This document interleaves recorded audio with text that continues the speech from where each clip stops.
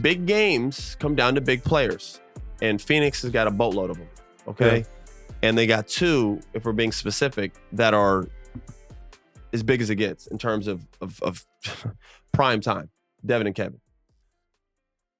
Bradley Beal's been hooping, though, lately, too. I know, at the right time. But the two best players are Devin and Kevin. Yeah. Brad would tell you that first if we had him. No, for sure. I'm just saying, this guy's... So when we talk about closing games, we've talked about it all pod, they got two juggernauts.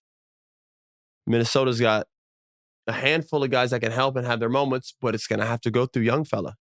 All right? Carl's gearing up. I've seen his posts on Instagram. He's got all the videos put together. He's back in the lab. Looks like he's going to get ready to play here. That helps him a lot. Minnesota's the better team. They're deeper. They're more sound. And they play better basketball. I think you like their coaching more. I like both. I like Frank Vogel too. Yeah.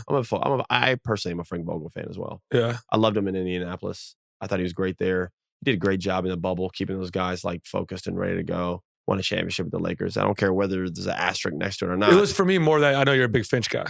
I am a big Finch guy, but I do love Vogel as well. Okay. Yeah. But coaching, even each other out.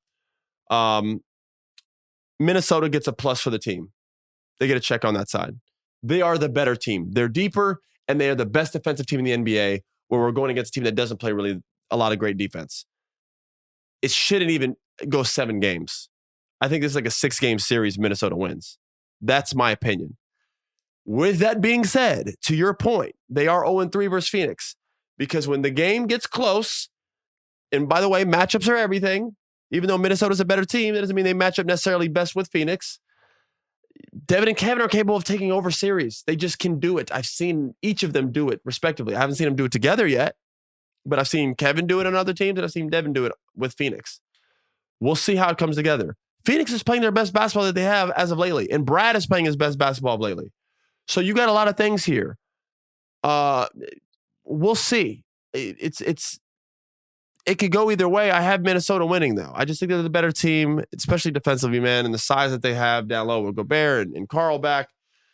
I think they're just a better team in every facet of the game, with the exception of one, and that's closing games and experience. They don't have it. They went to the playoffs one time last year, or twice. They've gone 2 years in a row.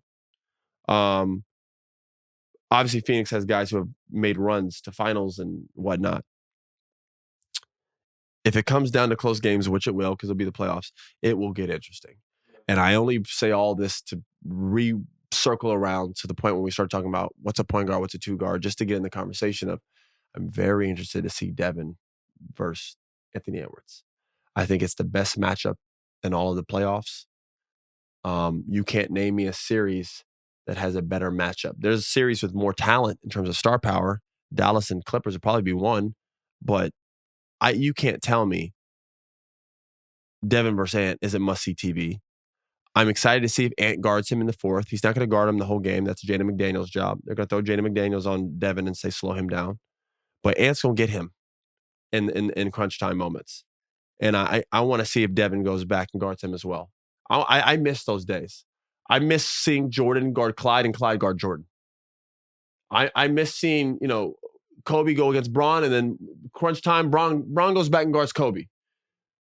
I want to see the best players go against each other. Don't throw a defensive assignment on me with 2 minutes left in the game. I want to see you guard me.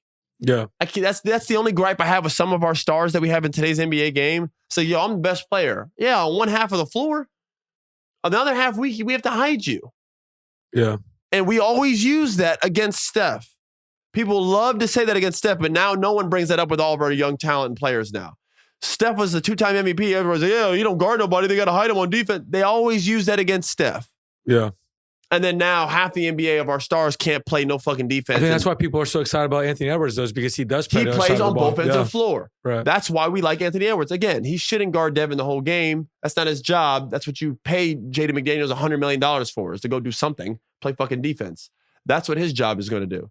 But in the crunch time, 3 minutes left to go in the game, scores 110, or in today's NBA, 120. Anthony Edwards is going to be like, I got Devin. I know that's going to happen because I know Ant, and I've played with Ant, and I know how he moves. I know how he thinks. He's going to be like, in the middle of the huddle, coach is going to be like, hey, Jaden, when Devin, he's like, no, I got him.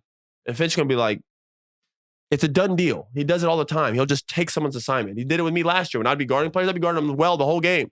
And I'm like, I got him. I'm like, and he scored once. I got him. That's awesome, though. That's what you want. Be like, rather than guys hiding, yeah. What are you going to say to the young fella? He wants it. You're going to be like, hey, brother, go ahead. And he go out there and get it done. That motherfucker sliding them feet, bro. You'd be like, guys, damn. It's actually amazing to watch. We saw it this year when they played the Celtics.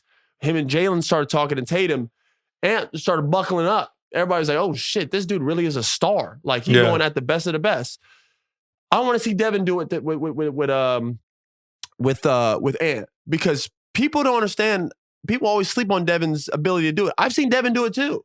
I've seen Devin go at Luka, lock him up, and look at him like, brother, I guard you.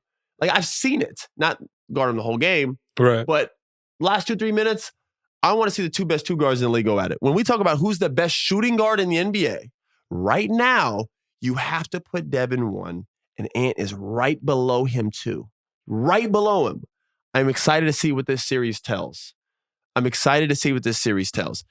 going to have his moments. Carl's going to have his moments. Rudy Gobert's going to have his moments.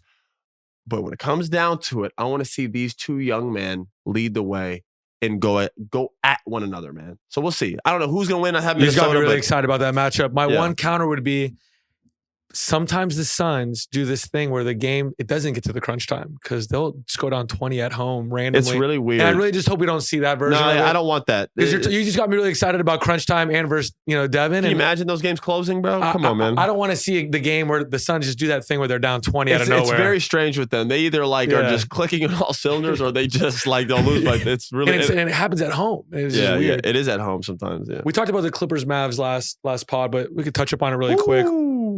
Hell of a series. These are the two best series, by the way. Yeah. Starting out, it's Minnesota, Phoenix, and Dallas, Los Angeles Clippers. Yeah. They're the two best playoff series that we have in terms of star power. I think teams that are, I don't want to say equal, because Minnesota's a lot better than Minnesota. I'm sorry, Minnesota's a lot better than Phoenix, but Phoenix has enough star power to where you're like, well, they could win. It's kind of the same with Dallas and Clippers. Clippers are supposed to win, but Dallas are like, the way they've been playing lately, and with the additions of Gafford and PJ, they got Grant Williams out of there. They got some good players in there, some talented two-way guys in there. And then you have guys like Kyrie and Luka. Anybody can win. You know what I mean? Star power is on 10. I mean, if you're a guy looking to improve your bag, or a guy that likes watching bag work, just turn on that series and just sit back and relax and watch Kyrie do his stuff, and Luka do his stuff, and Paul George do his stuff, and Kawhi Leonard do his stuff, and James Harden. Look, bro, I named like 5 heavy ISO guys. I don't know how much team basketball is going to be played in this series, but some good ISO basketball we played for sure. Clippers should win, but Luka has had a past of dominating the Clippers. It's personal. I don't know what that is. I don't know. Yeah, but he's 0-2 against them. But I know what you mean. Yeah, I hate the regular season shit. No. Series wise, I know, but he's dominating those series though. Yeah.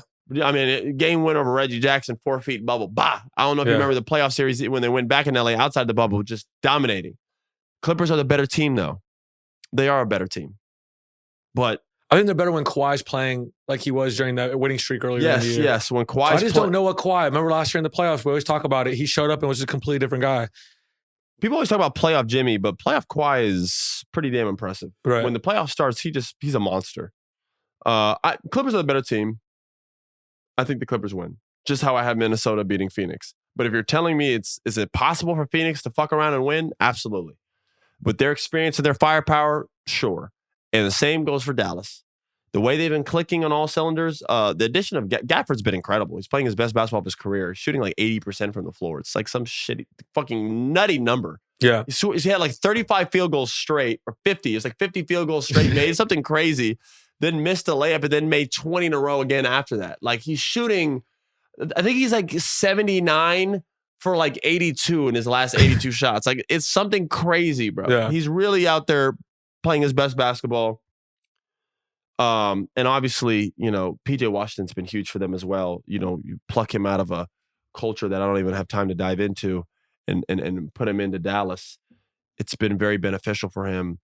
it looks good. You know, Dallas is dangerous. They're just dangerous. That's the way to define them and Phoenix. They're dangerous. I don't know if they're great teams. They're dangerous teams. Yeah. They got talent on their team that's so talented that they weren't concerned. They're not, you know, this could go wrong quick. We should beat them. Minnesota's going in the series like, guys, we got this. We should beat this team. Same goes for the Clippers. On the other side, they're like, but we got to control some of these guys. Otherwise, this series can get a little weird. And if it comes down to a 7-game series, all bets are off because now we got Kevin and Devin in a 7-game. And if they go bonkers, game's over.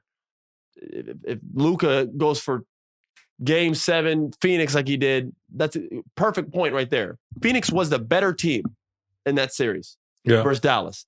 They fucked around and it went to a Game 7, and next thing you know, Luka go for 50 or 40, whatever he had. You don't want to put yourself in a situation where you got that type of firepower against you and you're in a must-win game. So we'll see. But those are 2 series I'm going to be tuning in the most for sure.